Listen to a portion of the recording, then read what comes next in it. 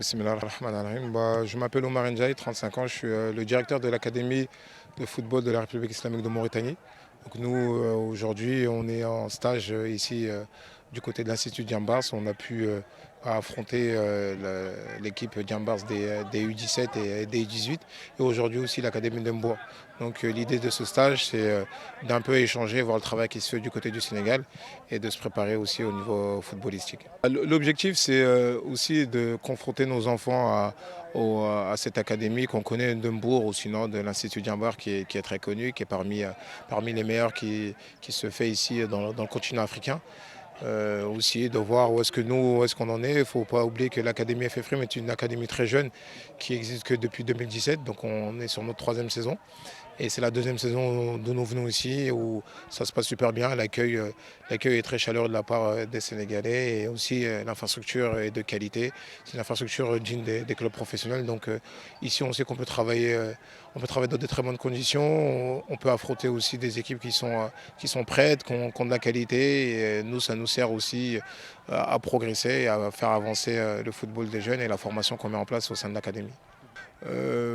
L'Académie d'Hambourg, je sais qu'ici, ils sont aussi sur un système d'internat. Ça veut dire qu'il y a des jeunes qui sont pris en charge et moi je trouve ça extraordinaire. C'est très important d'allier cette partie footballistique et aussi cette partie éducative où on peut prendre des jeunes en charge, leur donner l'occasion d'étudier, de se nourrir convenablement comme les sportifs de haut niveau, d'avoir aussi un programme donc éducatif, scolaire, footballistique.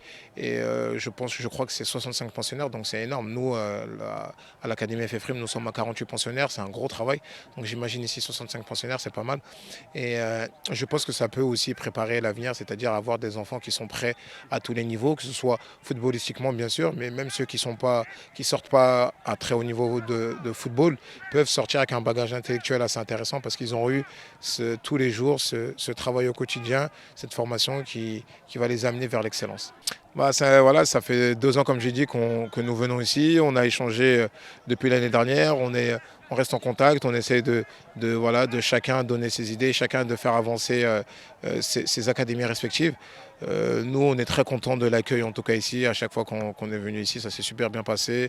Les matchs aussi sont de qualité. On a vraiment affaire à des joueurs de qualité ici, ça se voit qu'ils sont bien, en tout cas, qui sont bien encadrés, qui sont bien structurés, bien organisés, avec un football alléchant. Et on espère, comme chaque année, répéter cet événement, que les deux associations, les deux académies puissent progresser chacune ensemble dans le travail entre la Mauritanie et le Sénégal. Et le mot de la fin, c'est en tout cas bon courage au coach et à toute son équipe, parce que c'est pas facile de prendre en charge pas mal de jeunes.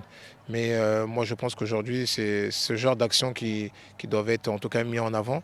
Et on espère en tout cas, ça va porter ses fruits. Et il n'y a pas de raison, parce qu'ils ont un coach de qualité, ils ont un groupe de qualité. Et s'ils sont motivés avec le travail qu'ils feront, ils auront des résultats, Inch'Allah.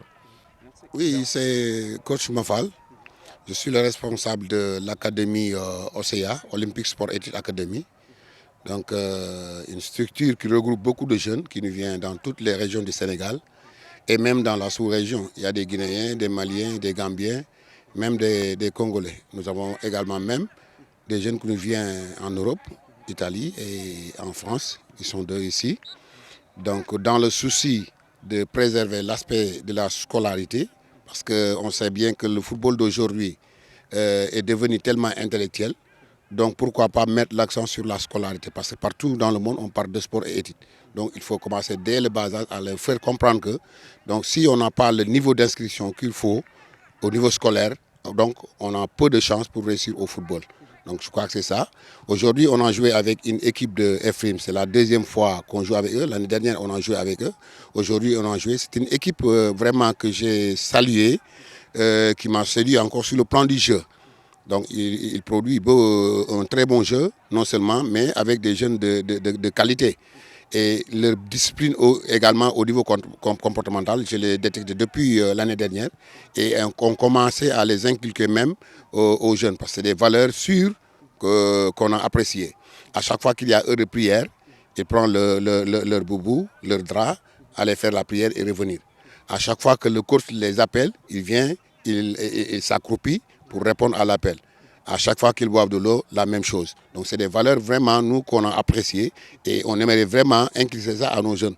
Parce que je crois que quand on joue avec une équipe plus expérimentée, qui a plus de moyens, donc je crois que tu dois apprendre beaucoup de choses. Nous, on a copié sur des académies comme Jambar, comme Génération Foot pour mettre sur pied cette structure de sport et études. Donc je crois que tout début est difficile, comme on le dit. Mais nous, on a constaté que depuis l'année dernière, une progression, une nette progression par rapport à l'organisation de la structure, mais aussi par rapport à l'évolution des jeunes au niveau du football. Donc je crois que c'est ça. En tout cas, c'est une occasion pour nous aussi également de remercier le directeur Oman Ndiaye, le directeur de EFRIM. C'est l'académie de l'équipe de la Mauritanie, donc Académie internationale sport et études. Donc je crois que nous, on a appris beaucoup de choses depuis l'année dernière et cette année, on a managé beaucoup de jeunes pour leur faire savoir que ces académies-là ne peuvent pas être meilleures que nous si on est bien organisé. En fait, sur le plan tactique, comment vous voyez l'équipe adverse? C'est une équipe vraiment très tactique, non seulement très tactique, mais une équipe beaucoup plus présente que nous. Tu vois qu'il y a des attitudes là qu'on a manqué sur le terrain de gazon parce qu'on s'entraîne dans le sable souvent. Donc eux, ils ont des infrastructures gazonnées. Là, ils s'entraînent chaque jour dans le gazon. Je crois que ça aussi, ça s'est répercuté dans le jeu. C'est normal.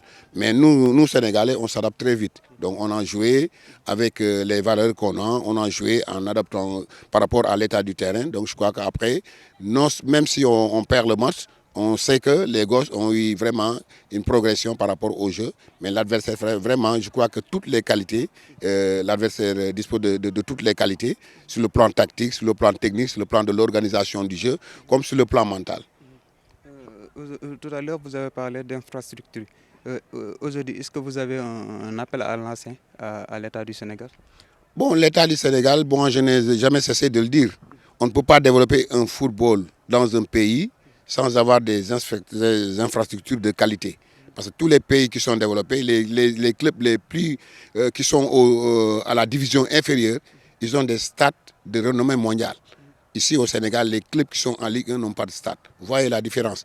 Donc l'État doit mettre l'accent sur non seulement l'amélioration des infrastructures sportives, mais aussi créer encore d'autres dans chaque quartier pour permettre aux jeunes d'évoluer comme le font les Européens.